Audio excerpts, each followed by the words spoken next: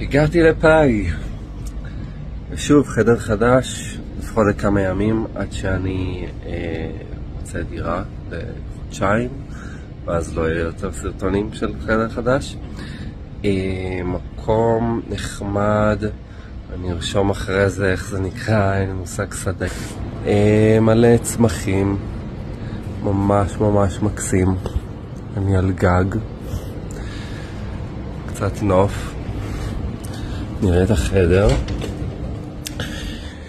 כן, זה 2 מיטות, מי שרוצה להיכנס איתי שותף, שותפה. אולי אני אחבר אותם, נראה מה אני אעשה.